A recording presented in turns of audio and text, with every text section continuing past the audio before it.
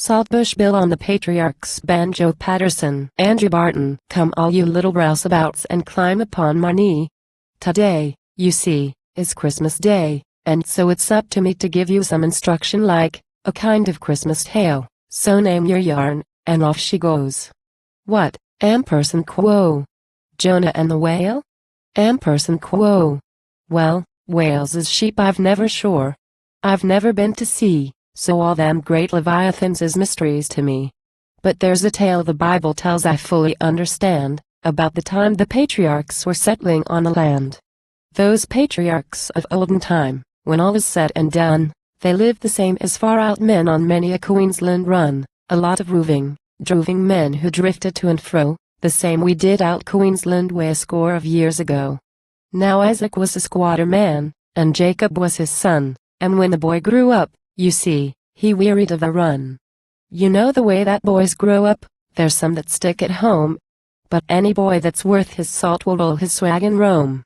So Jacob caught the roving fit and took the drover's track to where his uncle had a run, beyond the outer back. You see they made for outback runs for room to stretch and grow, the same we did out Queensland way a score of years ago. Now Jacob knew the ways of stock, that's most uncommon clear, for, when he got to Laban's run, they made him overseer.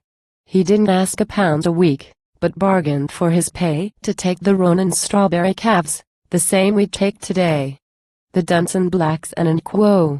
Goulburn roans and quo. That's brindles, coarse and hard, he branded them with Laban's brand, in old man Laban's yard. So, when he's done the station work for close on 7 year, why, all the choicest stock belonged to Laban's overseer.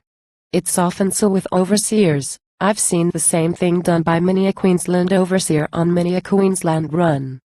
But when the mustering time came on, old Laban acted straight, and gave him country of his own outside the boundary gate. He gave him stock, and offered him his daughter's hand in troth. And Jacob first he married one, and then he married both. You see, they weren't particular about a wife or so, no more were we up Queensland way a score of years ago. But when the stock were strong and fat with grass and lots of rain, then Jacob felt the call to take the homeward track again. It's strange in every creed and clime, no matter where you roam, there comes a day when every man would like to make for home.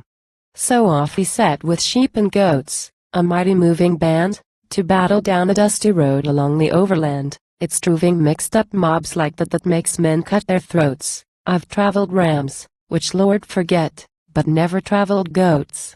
But Jacob knew the ways of stock, for, so the story goes, when battling through the Philistines, selectors, I suppose, he thought he'd have to fight his way, an awkward sort of job.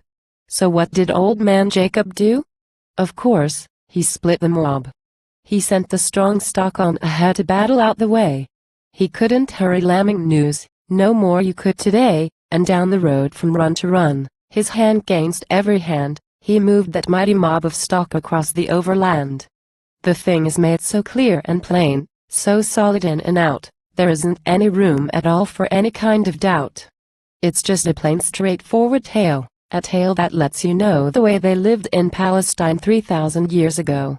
It's strange to read it all today, the shifting of the stock.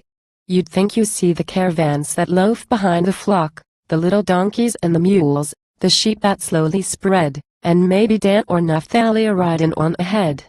The long, dry, dusty summer days, the smoldering fires at night, the stir and bustle of the camp at break of morning light, the little kids that skip about, the camel's dead slow tramp. I wish I'd done a week or two in old man Jacob's camp. But if I keep the narrow path someday, perhaps, I'll know how Jacob bred them strawberry calves 3,000 years ago.